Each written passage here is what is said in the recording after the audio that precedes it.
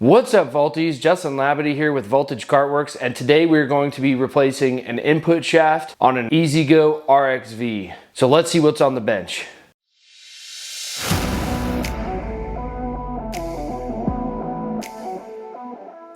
We have rubber gloves, an electric ratchet, a 3/8 inch ratchet, a T27 Torx socket, a 10mm socket. We have snap ring pliers. We have a hammer pulley and seal puller. We have STP premium high temp grease. We have our input shaft, a snap ring, an oil seal, a rubber tray for holding our bolts, and of course we have some paper towels. Let's go get started. The first thing that we are going to do is disconnect the battery. So let's take the seat off. And just pop it off. Just gonna set it right here. I have a 1/2 inch socket on this 3/8 wrench, and we are just gonna disconnect the positive terminal here. We'll put those wires off to the side, down, so they don't touch anything. We're gonna put the bolt back in there so we don't lose it. Now this is a lithium setup, but if you were doing lead acid, you're gonna do the same thing. You're just gonna pull it off the positive terminal on this side of the set of batteries normally. And then now we are going to disconnect the negative side. The other thing you can do if you wanted to is put electrical tape around these. I'm just gonna put these out of the way for now. If you're running the lead acid setup, you might wanna just tape these ends off and put these wires together. Let's just put them out of the way. Just kind of try to keep them together though. So we make sure to reattach all of them. And same thing, bolt back on the battery. If this was a lead acid setup, you'd put the nut back on the post, the battery post. Now that we have that disconnected, we're gonna pull these body clips from the wiring harness plastic here. I'm gonna put these over onto my rubber tray that I have back here. All right, we're gonna move this out of the way. Next, we are going to remove these 3 motor cables. It should be W, V, and U on this controller. This is a Navitas controller, but your controller may be a black OEM one. Just make sure you're removing the 3 cables coming from the motor back that way. So we're going to take our 10mm socket, throw it on our 3/8 here, and we are going to take these off. If you guys don't see any labeling or color tape on your motor cables, make sure you label these before you take them off so you know which post they go on. We're just going to remove the battery cable and put the bolt partially back into the post hole.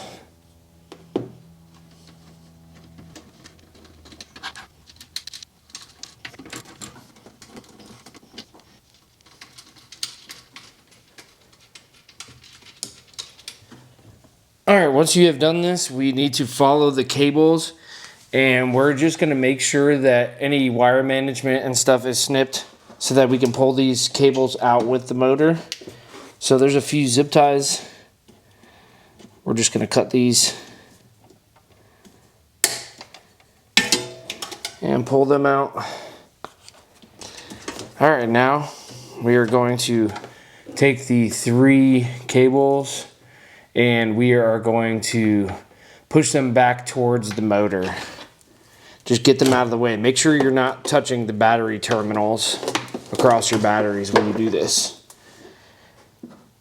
All right, now that we have that disconnected, we are gonna go to the back of the cart. Next, we are going to take our T27 Torx and throw it on our 3/8 ratchet here. And then we are going to remove these Torx bolts. I don't recommend using an electric ratchet here because you could strip out the part that holds this on. It's just a little tiny piece of metal.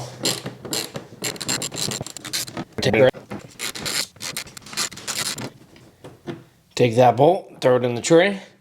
Now we're going to take off the engine compartment cover and we're just gonna put it off to the side for now.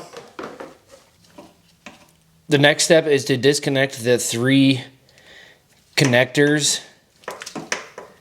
They're just pull clips, so you just pull up on it and separate them for the throttle sensor, temperature sensor, and then the brake motor. Now we're just gonna set these back here, and what we disconnected up front was our motor cables here. All right, now we are going to remove these bolts that hold on the motor. We'll use an electric ratchet and a 10mm socket, 3/8.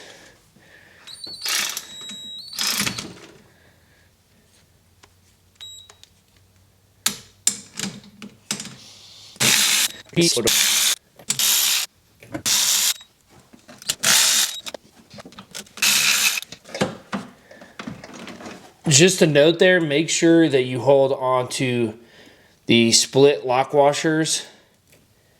Okay, now we are going to pull the motor off of the differential here. And when you do this, the motor and the brake are pretty heavy, so just make sure that you're prepared. You can use a motor hoist or a strap. I've seen guys do it with a strap. I'm just gonna muscle this out of here. So just get a nice wide stance here and wiggle the motor back and forth off of the input shaft. Let's grab your motor here, and we're gonna set it down behind the cart gently. So we're just gonna take a flathead screwdriver and we are going to try to pop this off. We're gonna try to get out the seal because it is stuck in here. So I spared you guys from watching, but this snap ring was stuck in there because whoever tried to take it out or put it in last had bent it. I ended up getting it out. It was kind of a struggle, but normally, hopefully for you guys, this was a flood cart, so hopefully for you guys it wasn't as bad, and you could just take your snap ring pliers in there and just pull this snap ring out. We should be able to now pull the bearings. All right, so to get a little more, since this is a flood cart, the bearings are stuck in there. So I'm taking some vise pliers here. I got it locked on, and I'm just gonna hammer this out. These bearings are really in there, so we kind of don't have a choice. Normally this should be fairly easy to pull out. There we go.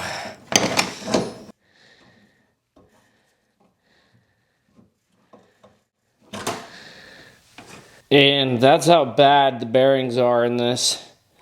They look just absolutely awful. All right, so now we're just gonna take some shop towels here and just really get in here and clean this up. Make sure to get all the gunk and stuff out of that snap ring indent that's there. And we're just gonna make sure we get out all the crap. Like I said, this was probably a flood cart, so you just really want to make sure we get all this stuff out of there. Now we are going to take some of our STP high temp grease, and we are going to grease around these a little bit here, and just grease around the bearings a little bit. These are closed bearings. The other ones were open bearings, so those ones had to be packed. These ones are closed, if you noticed. Here's the old ones. I'll show you again.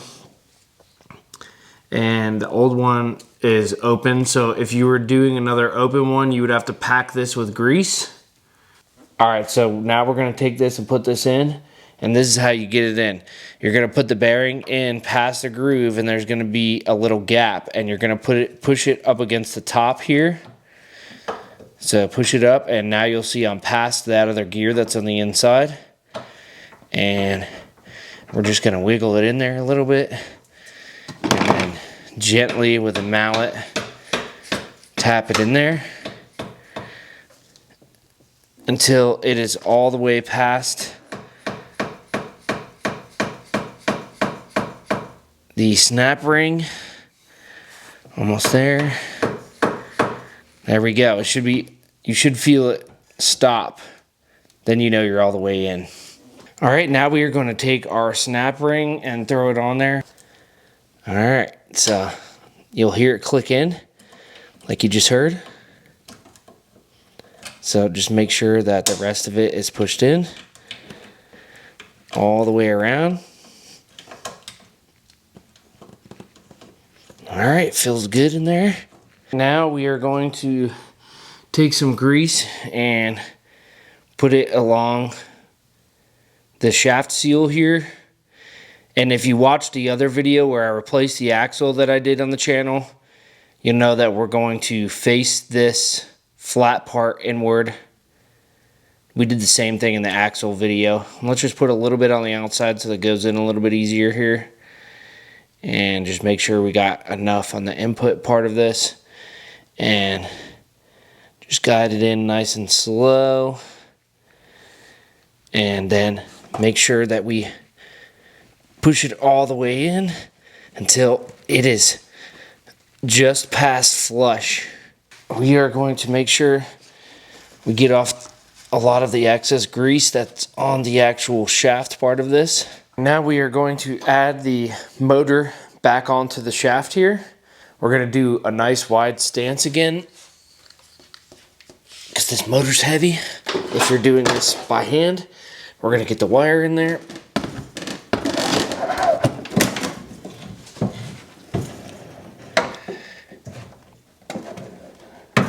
And then we're going to make sure the wires are on top and slide it onto the shaft. Just like that. And we want to make sure that we, as we do this, that we line up these holes to the bolt holes. So we're just going to slide it straight on again. Grab it from the back a little bit. Go straight for that. Now we are going to grab our bolts from the tray. We're just gently going to guide the motor and line it up. If we get more than one in there, we should be good to hand tighten these down. You could just give that motor a little extra push to line it up. Just hand tighten these first two. All right, now let's get the other ones in. We should be lined up from the first two.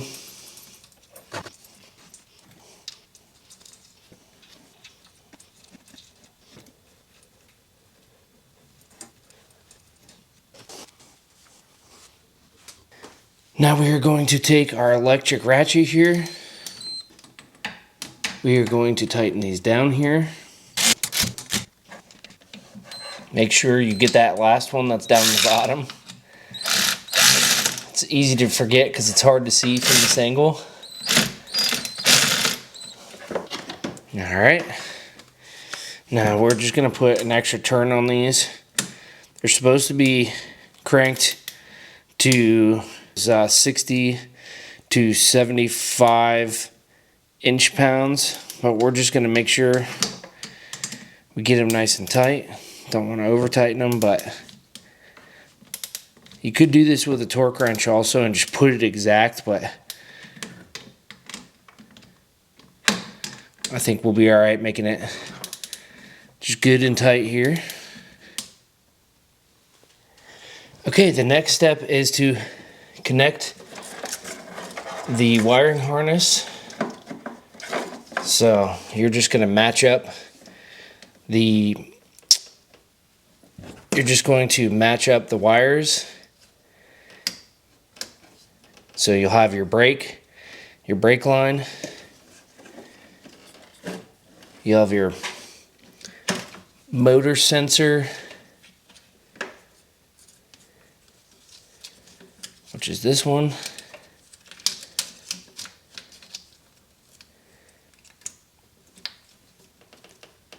And you just want to make sure they snap all the way in.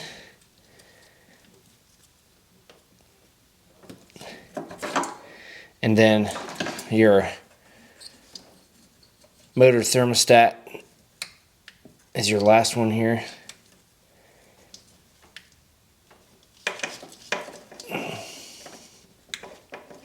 Just make sure it clicks in there. All right. Now you want to make sure your motor cables are heading that way so that we can make them nice and lined up. The wiring harness should be out of the way. Just double check these.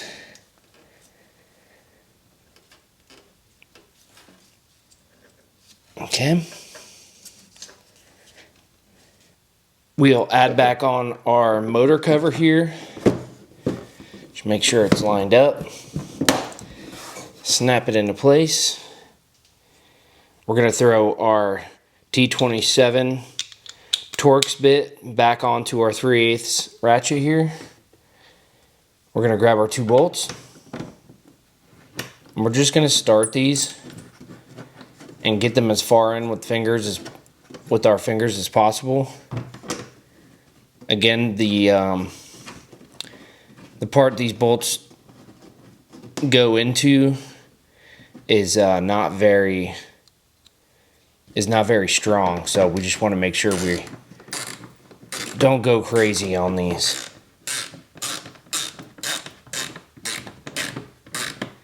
And they should just be torqued a little bit past finger tight.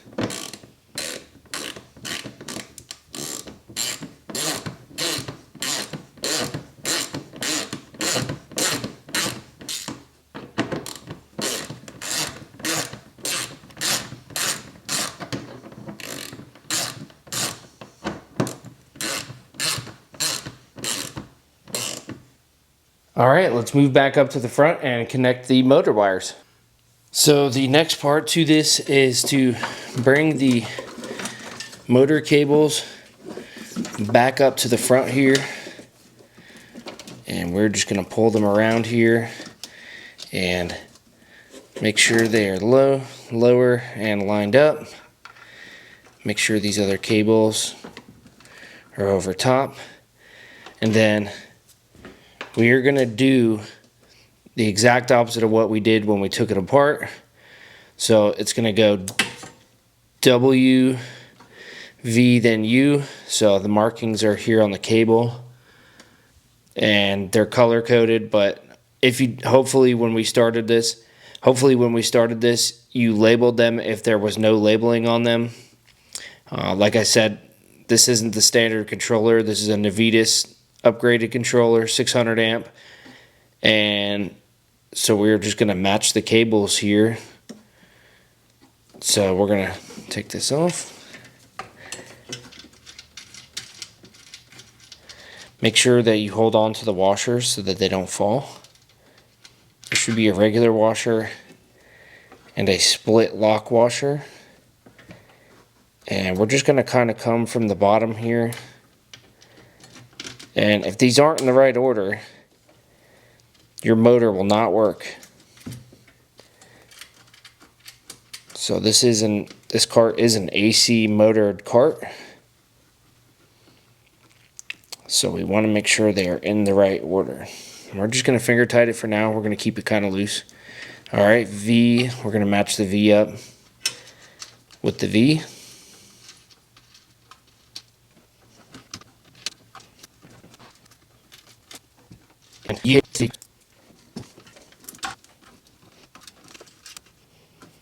Now we are going to take our ratchet, 10mm socket, and we will tighten these down.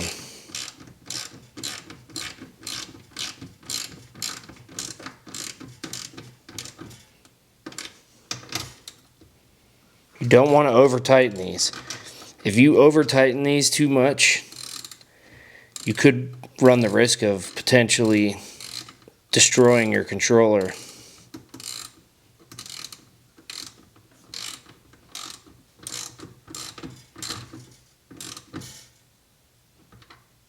they should be tight, but not overly tight. Don't have to go crazy.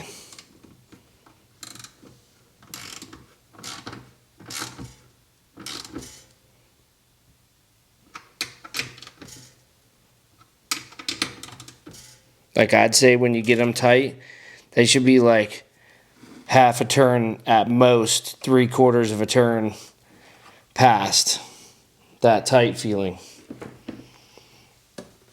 Okay, so I'm big on cable management here. This isn't something everybody does, but I'm just going to make sure that these cables are re-zip tied back to each other. So I have my grounding cable and my wiring harness here, and this also keeps them from just flying around, because in this RXV we have a coil and that thing gets hot, so we don't want these wires to hit that coil, or that could spell bad news for this cart. So I'm just going to put a couple zip ties in there.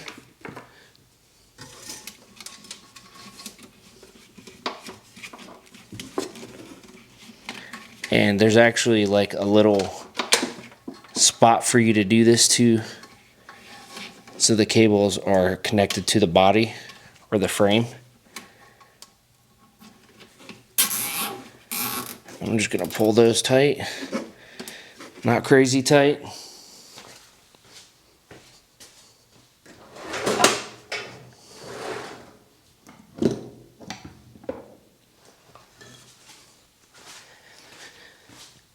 Then I'm going to take some wire snips and just clean up these zip ties here. Gotta have good cable management. The next step is to take our harness cover and attach it back to the cart with body clips. Just push them down.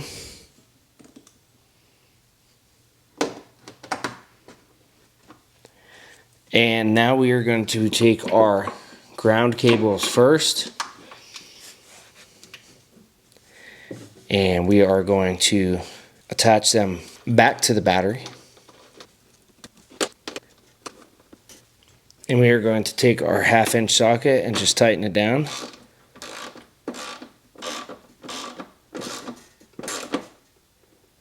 Make sure it's tight but not too tight, and be careful with the wrench against the positive side.